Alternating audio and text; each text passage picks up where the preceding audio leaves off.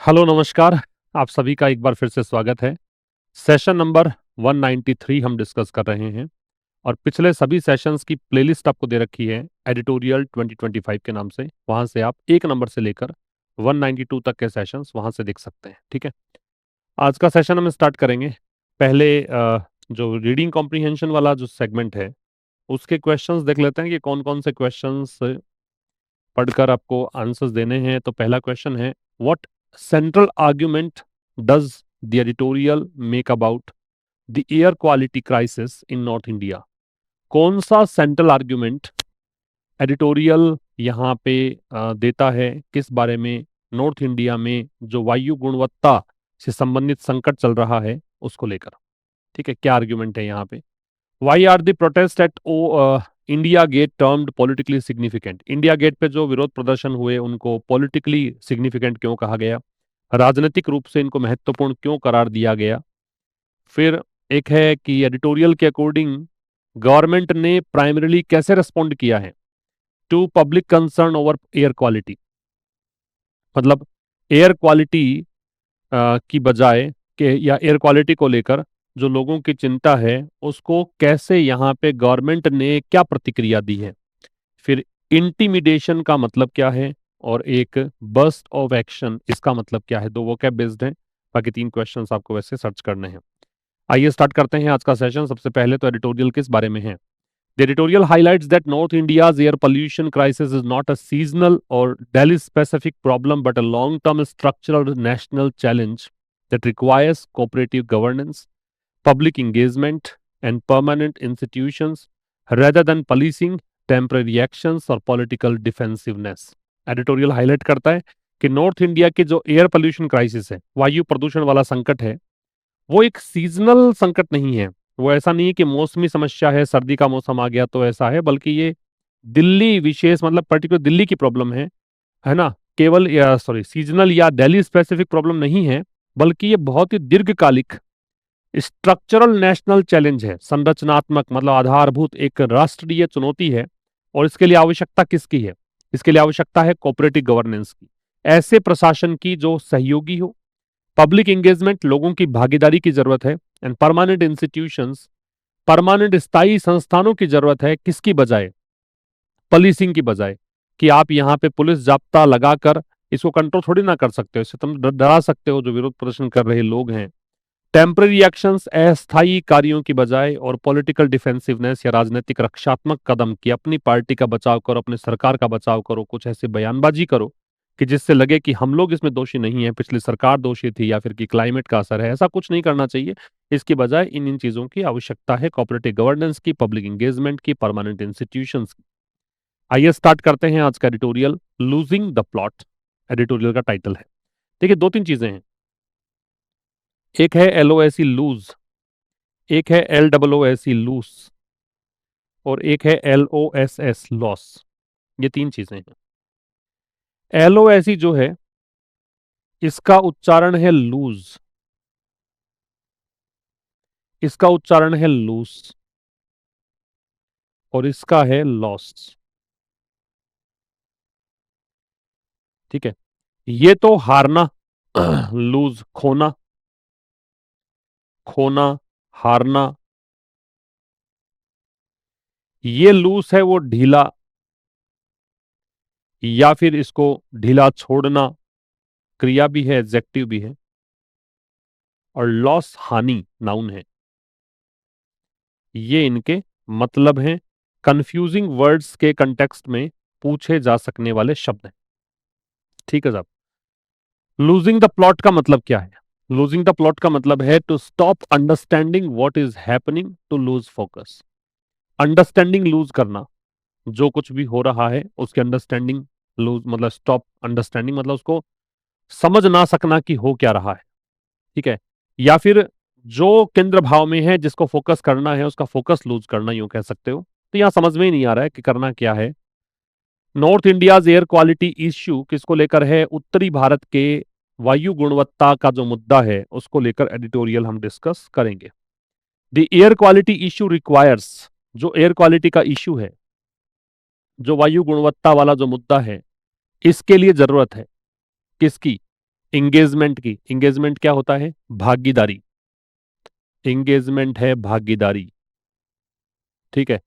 इसका मतलब है फोकस लूज करना, तो ध्यान भटकना कह सकते हो।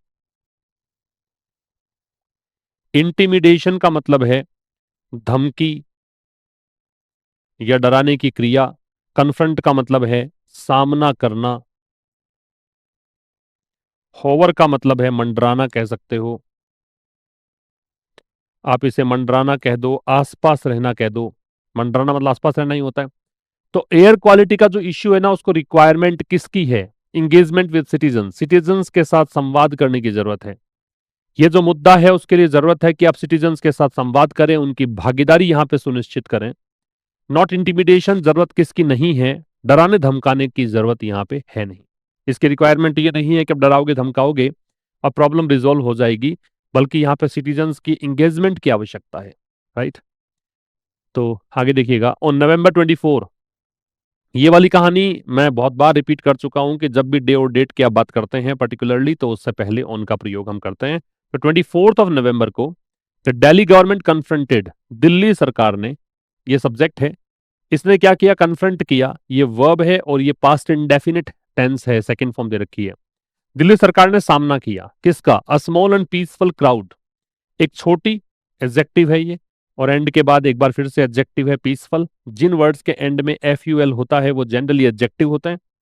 तो एक छोटी और शांत क्राउड, भीड़ का, नियर इंडिया गेट, कहां की बात है? इंडिया गेट के पास की बात है। ठीक है। तो नवंबर 24 को, ये पर्टिकुलरली 24 नवंबर की घटना है। इस दिन हुआ क्या? दिल्ली सरकार ने सामना किया एक छोटी और शांत भीड़ का, किसके पास? इंडिया गेट के पास। That had gathered to express. अब ये जो है दैट, ये रिलेटिव प्रोनाउन है, ये किसके लिए आ रहा है? उस भीड़ के लिए आ रहा है। इस भीड़ ने क्या किया? इस भीड़ ने, ये भीड़ इकट्ठी हुई थी, ये पास्ट परफेक्ट है, ठीक है, ये वर्ब है इसकी, पास्ट परफेक्ट टेंस है, हेड के साथ थर्ड फॉर्म। ये इकट्ठा हुई थी, किस लिए इकट्ठा हुई थी? तो ये उद्देश्य बता रहा है, पर्पस बता रहा है। पर्पस बताने के लिए वी यूज इंफिनिटिव, एक्सप्रेस करने के लिए, अभिव्यक्त करने के लिए। क्या? इट्स कंसर्न, अपनी चिंता। कंसर्न मतलब होता है वरी, एंजाइटी, जो कि नाउन है। तो वरी, एंजाइटी, अपनी चिंता। किस बारे में चिंता? The cities air quality index, शहर का जो वायु गुणवत्ता वाला जो इंडेक्स है उसकी, उसके बारे में। होवरिंग नियर, जो कि इर्द गिर्द है, जो मंडरा रहा है, किसके आसपास? 400 के आसपास।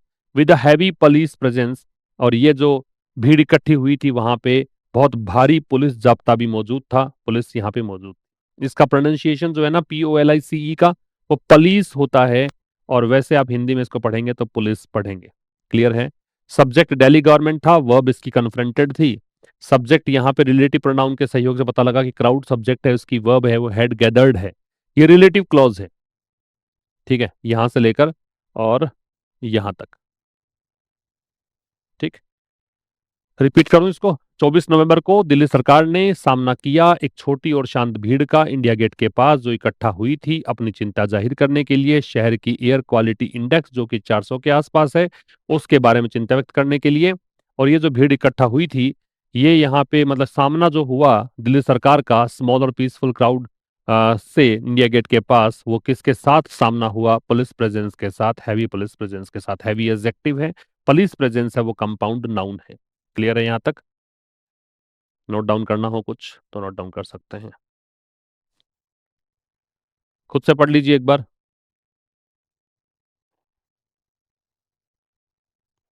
देखिए, the question practically wrote it self, question अपने आप ही क्वेश्चन लिखा गया, या प्रश्न अपने आप ही उठा। क्वेश्चन सब्जेक्ट है, वर्ब ये है, इट सेल्फ रिफ्लेक्सिव प्रोनाउन है। ये जो सेल्फ और सेल्फ जहां आते हैं, याद रखना, जिन वर्ड्स के एंड में सेल्फ आता है, सेल्फ आता है, वो या तो होते हैं रिफ्लेक्सिव प्रोनाउन या फिर होते हैं एम्फेटिक प्रोनाउन। दो तरह के प्रोनाउन, नाम पूरा लिख देता हूं इसको। या तो होते हैं रिफ्लेक्सिव प्रोनाउन, और या फिर ये होते हैं एम्फेटिक प्रोनाउन। रिफ्लेक्सिव प्रोनाउन या एम्फेटिक प्रोनाउन। अब इसमें कहानी क्या है कि how will you come to know कि ये रिफ्लेक्सिव है या एम्फेटिक है? तो इसमें ऐसे याद रखो कि वर्ब के बाद में अगर ये होता है तब तो इसको कहते हैं रिफ्लेक्सिव, और सब्जेक्ट के ठीक बाद में इनका यूज होता है तो ये कहलाता है एम्फेटिक। तब ये एम्फेसाइज करता है, जोड़ देता है। ठीक है। प्रैक्टिकली एडवर्ब है। प्रैक्टिकली मतलब व्यवहारिक रूप से कह सकते हो, है ना, पॉसिबली भी कह सकते हो। तो संभवतया ये जो प्रश्न था ना वो अपने आप ही लिखा गया, यूं कहो। प्रश्न ने लिखा, किसको लिखा? खुद को ही लिखा, ये मतलब है। देखो, रिफ्लेक्सिव का मतलब ये है कि काम जो कर रहा है वो अपने ऊपर ही काम कर रहा है। क्वेश्चन ने लिखा, किसको लिखा? अपने आप को। तो प्रश्न अपने आप ही उठा। क्या प्रश्न था? Was the threat being managed? कि जो थ्रेट है, खतरा है, थ्रेट का मतलब यहां पे हैजर्ड है या डेंजर है। कि जो खतरा, खतरा कौन सा? बीइंग मैनेज्ड, जिसको मैनेज किया जा रहा है। खतरा कौन सा है? जिसको कि मैनेज किया जा रहा है। ठीक है। हियर पब्लिक सेफ्टी और पॉलिटिकल एम्बेरसमेंट, वो जो खतरा है, इसको ऐसे पढ़ो कि सेंटेंस ऐसा था, थ्रेट वाज पब्लिक सेफ्टी और पॉलिटिकल एम्बेरसमेंट, ये सेंटेंस था। इसको इंट्रोगेटिव बनाने के लिए हेल्पिंग वर्ब को, या फिर जो ये वर्ब दे रखी है इसको बाहर निकालिए, लिंकिंग वर्ब है खैर यहाँ पे। ये बीइंग मैनेज जो है रिड्यूस्ड क्लॉज है। इसका मतलब है द थ्रेट विच वाज या विच इज बीइंग मैनेज्ड, जिस खतरे को मैनेज किया जा रहा है। क्या वो खतरा? अब ये वॉज लगा रखा है तो इसको वॉज पढ़ लीजिए, विच वॉज बीइंग मैनेज। वो खतरा जिसको कि मैनेज किया जा रहा था, क्या वो खतरा पब्लिक सेफ्टी था, लोगों की सुरक्षा, या राजनीतिक शर्मिंदगी? ये दो खतरे, है ना। ये खतरा क्या था जिसको मैनेज किया जा रहा था? वो पब्लिक सेफ्टी या फिर पॉलिटिकल एम्बेरसमेंट। एम्बेरसमेंट की स्पेलिंग बहुत इंपॉर्टेंट है, डबल आर डबल एस, ये इंपॉर्टेंट है, ध्यान रखेंगे इसको। Air quality in north India in winter is often discussed. जो एयर क्वालिटी है, वायु गुणवत्ता है, कहां पर? नॉर्थ इंडिया में। इन विंटर, याद रखिएगा, सीजन के नाम से पहले जनरली हम आर्टिकल लगाते नहीं है। No article is placed before the names of seasons. ठीक है। नेम्स ऑफ सीजन्स, इनसे पहले जनरली हम कोई भी आर्टिकल लगाते नहीं है। लेकिन अगर सीजन के नाम के साथ सीजन शब्द जोड़ दिया जाए तो हम द का प्रयोग करते हैं। अगर साथ में सीजन शब्द भी जोड़ दोगे तो द लग जाएगा। जैसे मैं कहूं winter season, summer season, autumn season, spring season, तो फिर द लग जाएगा। ठीक है। तो एयर क्वालिटी जो है नॉर्थ इंडिया में विंटर में इज ऑफन डिस्कस्ड, इस एयर क्वालिटी सब्जेक्ट है, इसकी वर्ब ये है। ये देखिए, ये मैन वर्ब है और ये हेल्पिंग वर्ब है।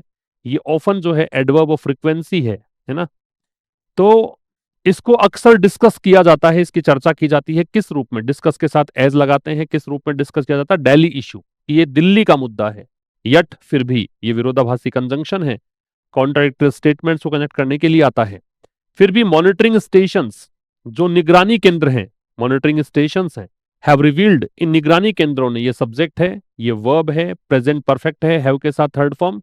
रिवील का मतलब होता है एक्सपोज करना, या आप इसे कहेंगे डिस्क्लोज करना। इन्होंने दर्शाया है क्या? अ कंटिन्यूअस जोन, कि एक लगातार एक क्षेत्र बना हुआ है। ओ फाउल एयर, किसका? फाउल एयर का मतलब होता है दूषित हवा। दूषित या प्रदूषित हवा, वायु, उसको बोलते हैं क्या? Foul air. From around Islamabad to Bihar, कहां से कहां तक? लगभग मानिए इस्लामाबाद से लेकर बिहार तक एक कंटिन्यूअस जोन बना हुआ है प्रदूषित हवा का। नॉर्थ इंडिया में एयर क्वालिटी सर्दियों में इसको अक्सर डिस्कस किया जाता है। प्रेजेंट सिंपल का पैसिव है ये। किस रूप में? दिल्ली मुद्दे के रूप में। फिर भी जो मॉनिटरिंग स्टेशन है, निगरानी केंद्र हैं, उन्होंने यह दर्शाया है कि एक कंटिन्यूअस जोन बना हुआ है। जोन क्षेत्र होता है, कंटिन्यूअस एडजेक्टिव है, कि एक लगातार क्षेत्र बना हुआ है फाउल एयर का। कहां से कहां तक? इस्लामाबाद से लेकर बिहार तक। लगभग इस्लामाबाद मान लीजिए, उसके आसपास का कोई क्षेत्र हो सकता है, वहां से लेकर बिहार तक। ठीक है। ले लीजिए स्क्रीनशॉट इसका, पढ़ लीजिए इसको। एमिशंस फ्रॉम इंडस्ट्री, एमिशन का मतलब होता है उत्सर्जन। एमिशन का मतलब क्या है? उत्सर्जन। एफ्लुएंट पल्यूटेंट्स, है ना। और शेयर्ड एयरशेड का मतलब है साझा वायु क्षेत्र। एपेरेंटली का मतलब है ऊपरी तौर पर। एपेरेंटली, ऊपरी तौर पर। अब देखो, emissions from industry, power generation, transport and agriculture circulate in this shared air shed. Emissions, उत्सर्जन सब्जेक्ट है। कहां कहां से? उद्योग से, बिजली उत्पादन से, परिवहन से और कृषि से।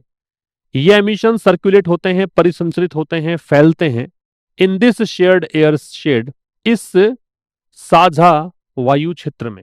कौन सा वायु क्षेत्र? इस्लामाबाद से लेकर बिहार तक का वायु क्षेत्र। ठीक है।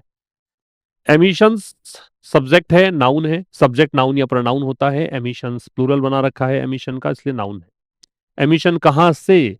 फ्रॉम प्रेपोजिशन है। इसका ऑब्जेक्ट है industry, power generation, transport and agriculture, सारे सब ऑब्जेक्ट हैं। ऑब्जेक्ट भी नाउन प्रोनाउन होता है, तो ये सारे नाउन। सर्कुलेट जो है वो इसकी वर्ब है। इन दिस शेयर्ड एयर शेयर्ड, वैसे अगर मैं कहूं तो ये पूरा प्रेपोजिशनल फ्रेज है, क्योंकि फ्रेज वो होता है जिसको ग्रुप ऑफ वर्ड्स हो। तो एक दो तीन चार शब्द हैं, शब्दों का समूह है, तो ये कहलाएगा फ्रेज। और प्रेपोजिशन से स्टार्ट हो रहा है, इसलिए कहलाएगा prepositional phrase.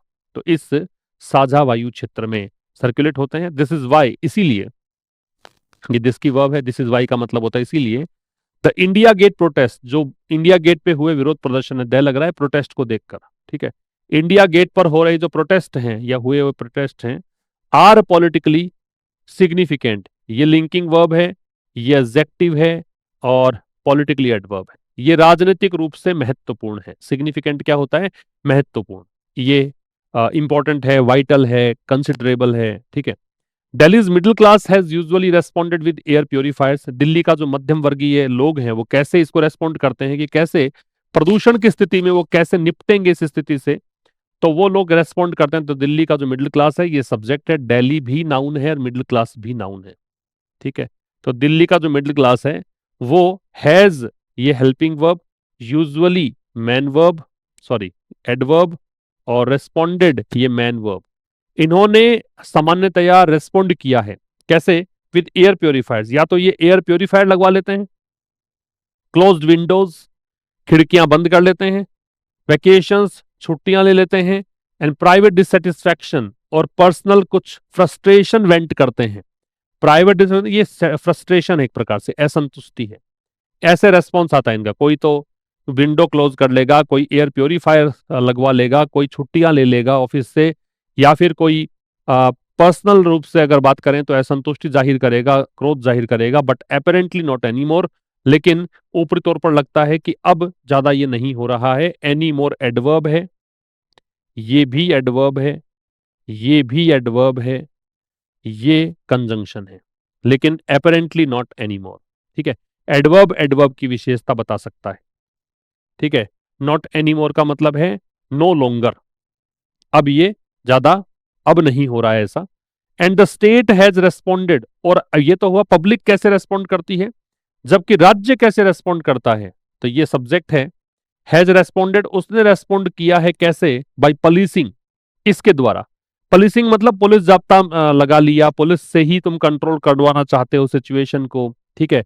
Law and order का सहारा ले रहे हो, कानून व्यवस्था बनाने के नाम पर तुम पुलिस वहां पे तैनात करते हो, कंट्रोल करने की कोशिश कर रहे हो, वो पुलिसिंग है। रेदर देन का मतलब होता है इंस्टीड ऑफ, रेदर देन का मतलब है इंस्टीड ऑफ, किसकी बजाय? इंगेजमेंट की बजाय। ठीक है। लेकिन और जो स्टेट है उसने रेस्पॉन्ड किया है पुलिसिंग के द्वारा, किसकी बजाय? एंगेजमेंट की बजाय, मतलब पब्लिक एंगेजमेंट की बजाय।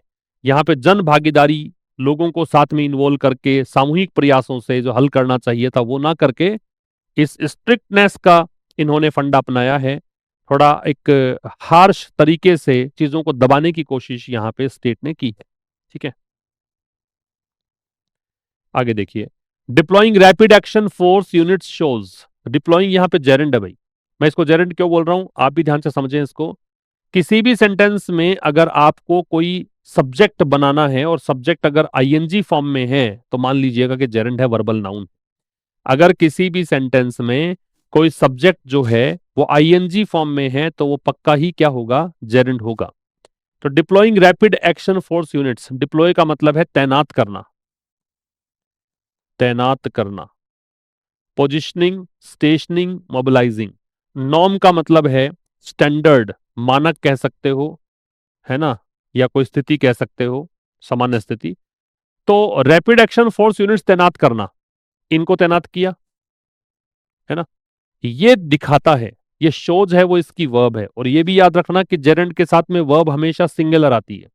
जेरेंड के साथ में वर्ब हमेशा ही कैसी आती है? सिंगुलर वर्ब आती है। तो ये देखो एस जोड़ा है, सिंगुलर बनाया है, क्या दिखाती है? कि ये कंजंक्शन है। ये दिखाती है कि the government treats these gatherings as law and order, कि गवर्नमेंट जो है, ये सब्जेक्ट है, ये ट्रीट करती है मतलब हैंडल करती है, डील करती है इन चीजों से, ठीक है। ये वर्ब हो गई। इन गैदरिंग्स को, दीज डेमोन्स्ट्रेटिव एडजेक्टिव हो गया क्योंकि आगे नाउन है, ये नाउन हो गया। किस रूप में? ट्रीट के साथ एज लगा है, a law and order rather than a governance problem, कि कहती है कि भाई ये समस्या है ना, कानून व्यवस्था वाली समस्या है। लॉ एंड ऑर्डर मतलब कानून व्यवस्था संबंधी, गवर्नेंस प्रॉब्लम नहीं है। गवर्नेंस प्रॉब्लम का मतलब हो गया एडमिनिस्ट्रेटिव इश्यू नहीं है, प्रशासनिक मुद्दा नहीं है, सरकारी कोई ऐसा नहीं है, एडमिनिस्ट्रेटिव इश्यू, ठीक है। फिर समझ लो, रैपिड एक्शन फोर्स यूनिट्स को तैनात करना जो है, वो ये दिखाता है कि सरकार इन भीड़ को कैसे ट्रीट करती है, इस रूप में ट्रीट करती है कि लॉ एंड ऑर्डर की समस्या है, गवर्नेंस प्रॉब्लम नहीं है। North India's winter smog, smog होता है smoke plus fog, smoke plus fog का जो पोर्ट मोन्टेयू है, एक वर्ड होता है पोर्ट मोन्टेयू, ये होता है दो शब्दों का मिश्रण, ठीक है, वो है स्मोक। तो नॉर्थ इंडिया का विंटर स्मोक जो है is the most visible part. तो नॉर्थ इंडिया का जो सर्दी के समय स्मोग है, ये सबसे ज्यादा विजिबल, सबसे क्लियर पार्ट है वाइडर नेशनल क्राइसिस का।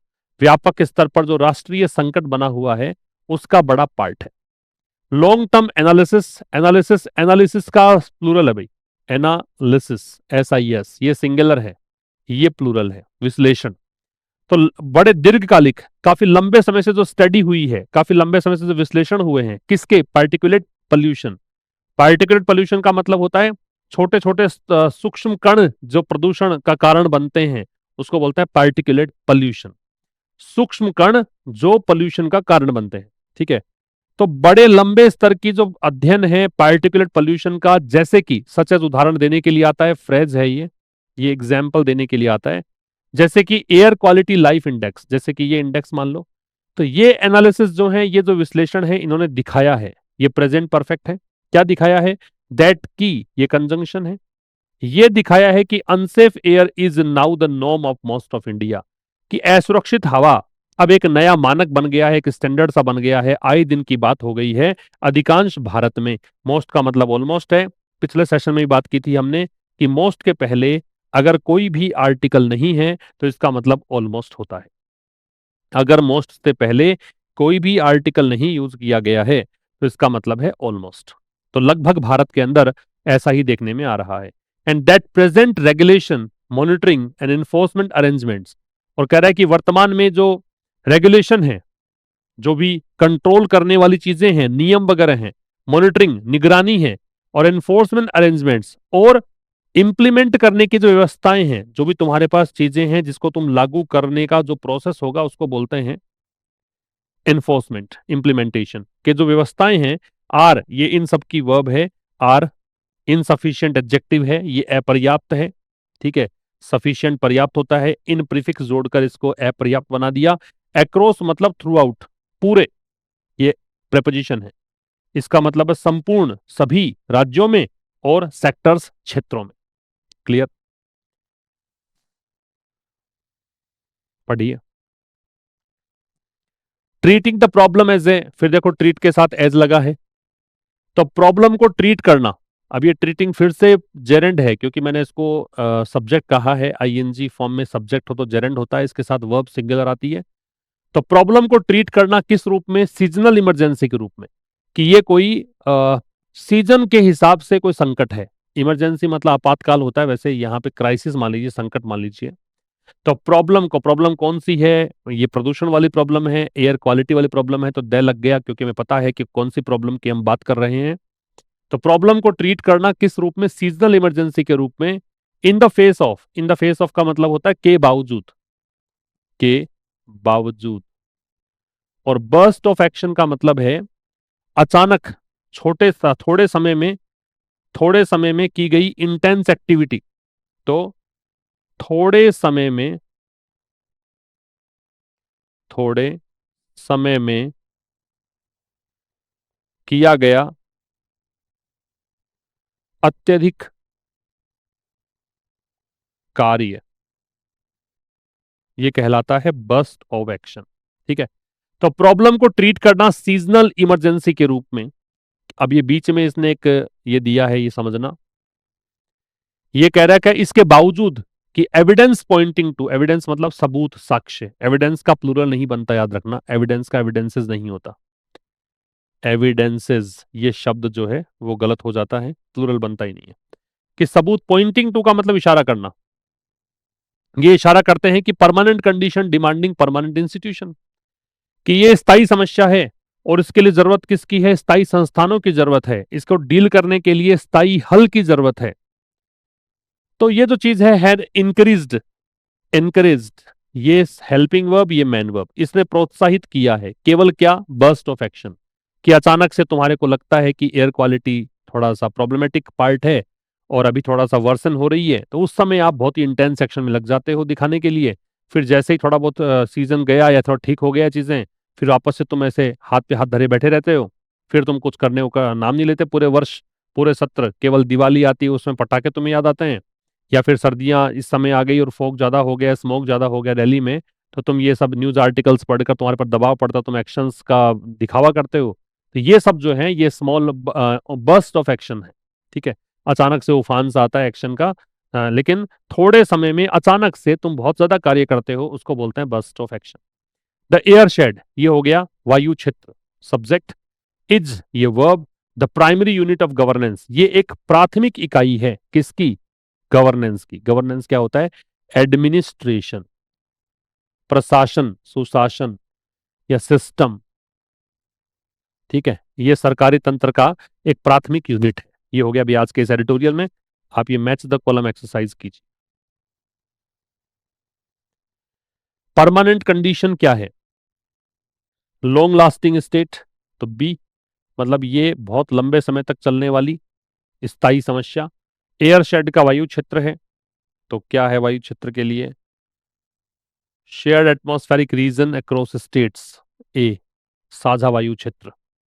इन्फोर्समेंट इंप्लीमेंट करने का प्रोसेस है, तो ई, इंप्लीमेंटेशन। इंटिमिडेशन डराना धमकाना है, the fear, use of fair और प्रेशर। सी, पॉलिटिकल सिग्निफिकेंट, मतलब इंपॉर्टेंट इन शेपिंग पब्लिक और पॉलिटिकल आउटकम्स, डी, ये आंसर आएगा। अब हम बात करें आज के पैसेज की। पहला क्वेश्चन था, what central argument does the editorial make about the air quality crisis in north India. कौन सा आर्ग्यूमेंट यहां पे एडिटोरियल बताता है नॉर्थ इंडिया में जो ये क्राइसिस है उसके बारे में। It is primarily caused by vehicle emissions in Delhi, it is a seasonal problem that needs temporary measures, it is a long term shared air shed crisis requiring permanent institutions, यही बात की थी, सी आंसर आएगा। Why are the protest at India Gate termed politically significant, politically significant क्यों कहा जाता है protest को, यहाँ पे क्यों कहा गया है इसको, तो because Delhi's middle class usually silent has begin expressing political public dissatisfaction because the demanded immediate action, ऐसा तो नहीं था उसमें। Because the protest was violent, ना, शांत भीड़ थी एकदम। बिकॉज फॉरेन डिप्लोमेट, ना, ये भी बात नहीं थी, तो ये आंसर आ जाएगा। और इन तीन क्वेश्चंस के आंसर आप देना भाई, इन तीन के क्वेश्चंस के आंसर आप इसका स्क्रीनशॉट ले लीजिए, कमेंट बॉक्स में जाकर आप इन तीनों का आंसर करें, 3 नंबर, 4 नंबर, 5 नंबर। ठीक है, ये था आज के इस सेशन में। मिलेंगे कल एक नए सेशन के साथ, सेशन नंबर 194 के थ्रू। तब तक के लिए नमस्कार, थैंक यू वेरी मच।